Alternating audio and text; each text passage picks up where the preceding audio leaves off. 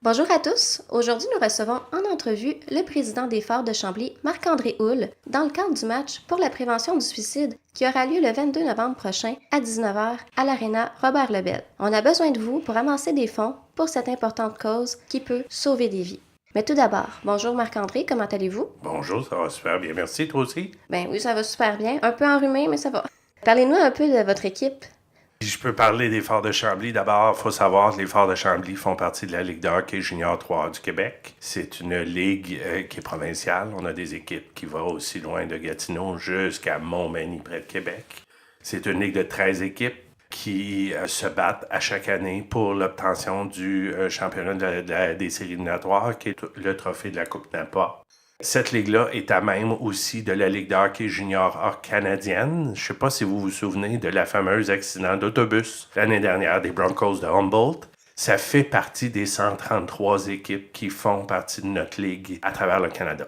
Donc, c'est une ligue qui regroupe des joueurs de 17 à 20 ans qui évoluent au niveau junior où on peut leur offrir un encadrement sportif, mais aussi un encadrement académique au niveau scolaire pour les appuyer dans leur poursuite des études.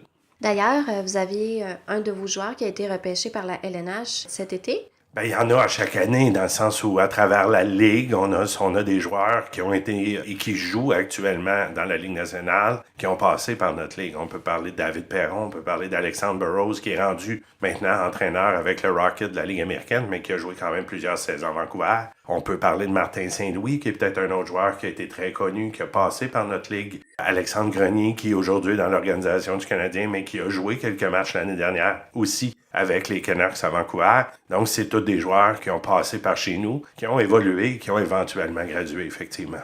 On me demande souvent pourquoi tu fais du hockey, pourquoi tu t'impliques dans ce monde-là, etc.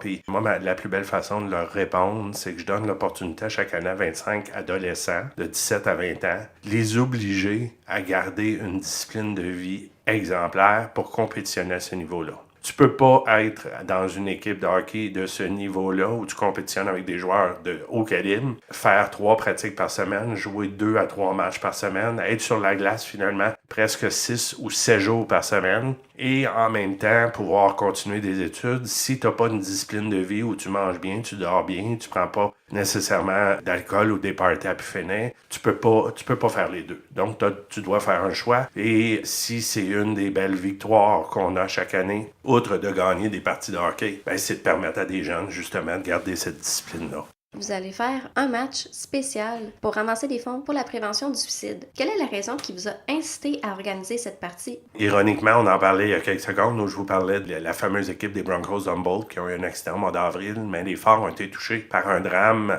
à la mi-avril, quelques jours après cet accident terrible-là, où le père d'un de nos joueurs, Mario Monette, qui est le père de Samuel Monette, notre numéro 27, a choisi de s'enlever la vie. À partir de ce moment-là, évidemment que l'organisation des Phares, on a essayé du mieux qu'on pouvait, moi personnellement, ma famille et l'organisation, d'appuyer le jeune, d'appuyer la famille qui a traversé ce drame-là, en leur offrant toutes les ressources qu'on pouvait nous donner. Évidemment, on ne pouvait pas remplacer certains professionnels, mais on pouvait probablement donner des ressources ou du moins de l'écoute qu'on a fait. Et c'est à partir de ce moment-là qu'il m'est venu l'idée, personnellement, un soir, cette année, d'organiser un match où on pourrait, honorer la mémoire de ce monsieur-là, mais 2, et surtout, démontrer notre appui auprès de la famille. Mais en plus, puis c'est le point le plus important, c'est de sensibiliser les gens à cette fameuse cause-là, qui est le suicide. Je trouve qu'on n'en parle pas suffisamment. J'ai perdu des amis qui ont choisi de s'enlever la vie. Là, on a un autre cas là. Il y a eu des jeunes, on a entendu parler au cours des dernières années dans les médias, où il y a des jeunes qui à l'âge de 14-15 ans, choisissent de s'enlever la vie. Et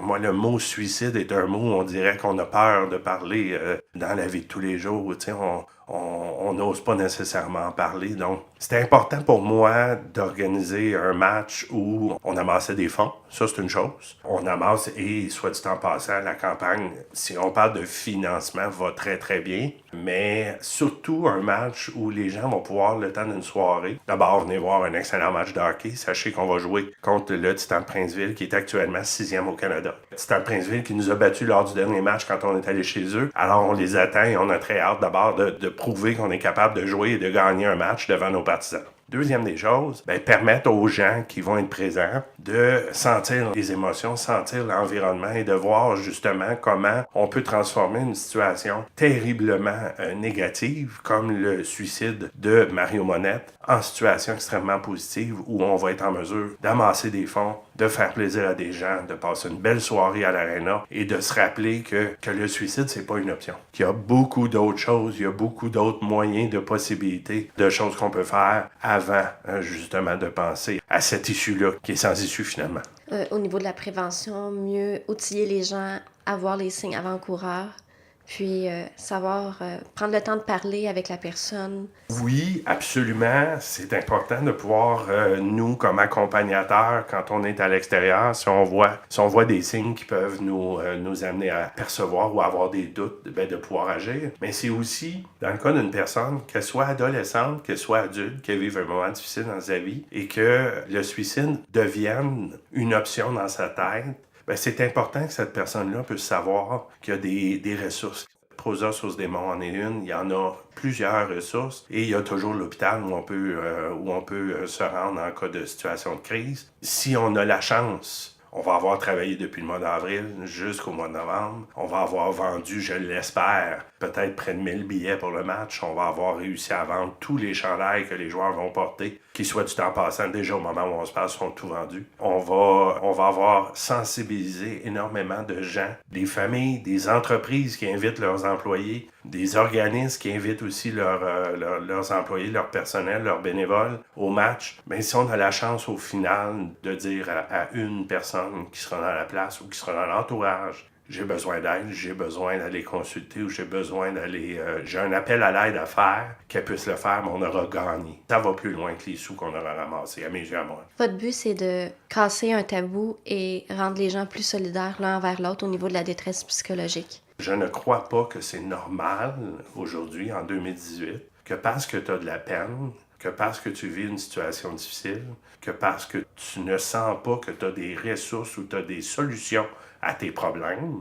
On peut parler de problèmes d'argent, problèmes de solitude, problèmes de toutes sortes. On parle de détresse psychologique. Je trouve pas ça normal qu'on en vienne à la mort. Quand on y pense 2 secondes, puis quand on essaie de mettre ça rationnel, ça fait pas de sens. Pourquoi qu'on pourrait pas prendre le temps, tout le monde, de se donner la main, puis d'essayer d'aider ces gens-là, justement, à traverser la période difficile? Parce que vous savez, j'ai 43 ans, j'en ai vécu des périodes difficiles dans ma vie. J'ai vécu des moments où j'étais découragé, mais aujourd'hui, ça va bien. Puis demain, je ne sais pas si ça va bien aller. Vous savez, le suicide, tous les troubles mentaux, les détresses psychologiques, les dépressions, appelons-les comme on veut. On n'est pas à l'abri de ça. Personne. Personne. Et même moi, qui a une famille extraordinaire, qui a des enfants en or, qui a une équipe de hockey, qui a gagné 2 matchs en fin de semaine, puis tout va bien, la vie est belle. Je suis pas à l'épreuve de ça. Puis le jour où on va pouvoir être capable d'en être conscient, je pense que chaque matin, on va se lever dans l'objectif de pouvoir essayer de passer une belle journée.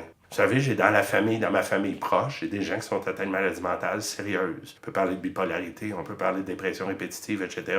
Puis, mon père m'a souvent accompagné ou m'a souvent parlé de tout ça en me disant justement que chaque jour était un grand défi pour tout le monde. Chaque jour était un petit objectif de passer une belle journée. C'est tout ça qu'on doit démystifier. C'est tout ça qui, heureusement, on en parle de plus en plus. Heureusement, aujourd'hui, une dépression, tu n'es plus étiqueté comme étant quelqu'un qui n'a pas réussi ou qui n'a pas ci ou qui n'a pas ça. C'est une maladie, c'est pas un état d'âme, une dépression. Et un trouble mental ou une détresse psychologique, c'est une maladie. Et souvent, malheureusement, le suicide, ça découle d'une maladie comme ça qui n'est pas pris en charge au bon moment.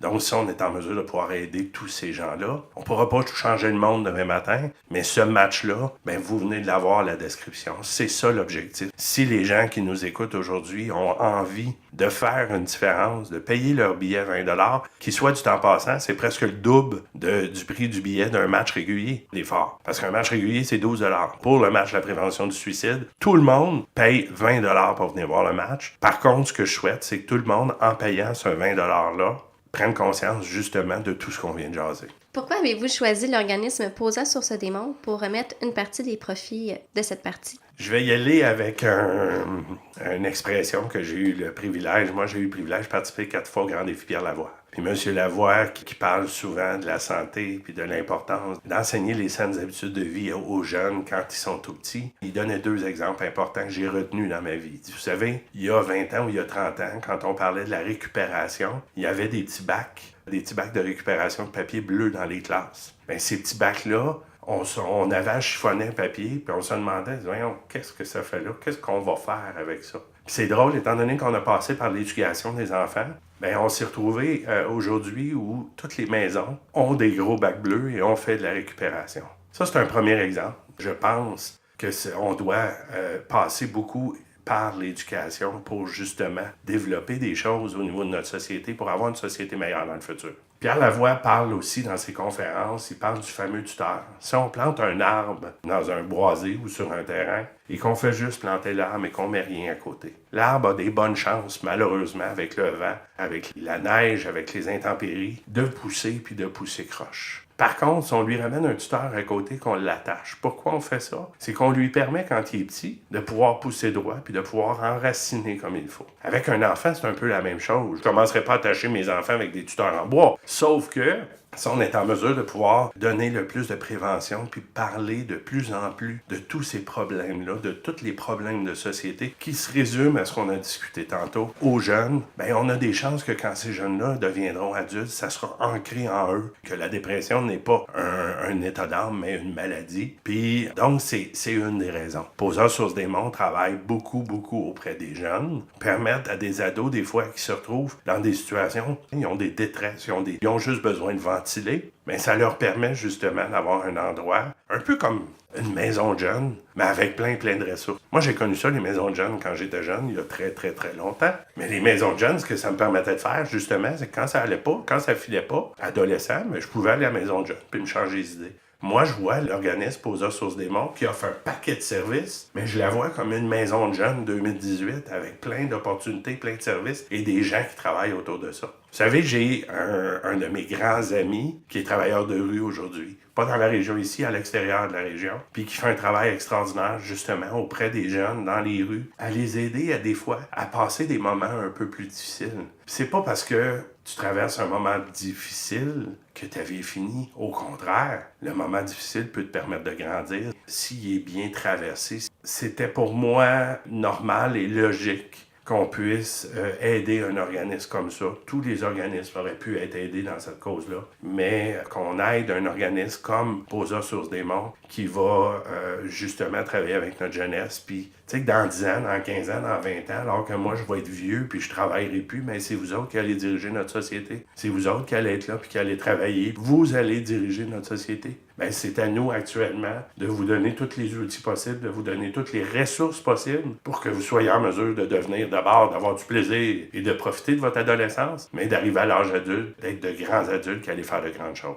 J'ai 43 ans, je le répète, là, ça m'arrive encore d'avoir des moments difficiles. Et je pense que c'est une des belles qualités que j'ai, c'est que je me donne la permission d'avoir des moments difficiles. Je me donne le droit de pleurer, je me donne le droit d'en parler, puis je me donne le droit aussi de chercher des solutions. Des fois tout seul, des fois avec ma conjointe, mais des fois aussi avec des intervenants qui vont être en mesure de m'aider à prendre des bonnes décisions, à choisir le bon chemin pour continuer, à avoir, justement, comme je le disais tantôt, que demain, la journée aille encore mieux. Quels sont les points de vente pour l'achat des billets? On peut se procurer des billets d'abord ici chez Poseur Source des Monts. On peut aller à la caisse Desjardins du bassin de Chambly. Il y a possibilité aussi d'aller à la caisse Desjardins des Moissons, qui est à Saint-Rémy. C'est important de mentionner qu'exceptionnellement, la billetterie des phares va être ouverte le 21 et le 22 novembre, de 9h le matin à 16h le soir, pour justement permettre aux gens de pouvoir venir chercher vos billets. Mais ceux qui n'avaient pas de billets actuellement et qui souhaitaient participer au match, le plus beau conseil que je peux vous donner, c'est perdez pas de temps,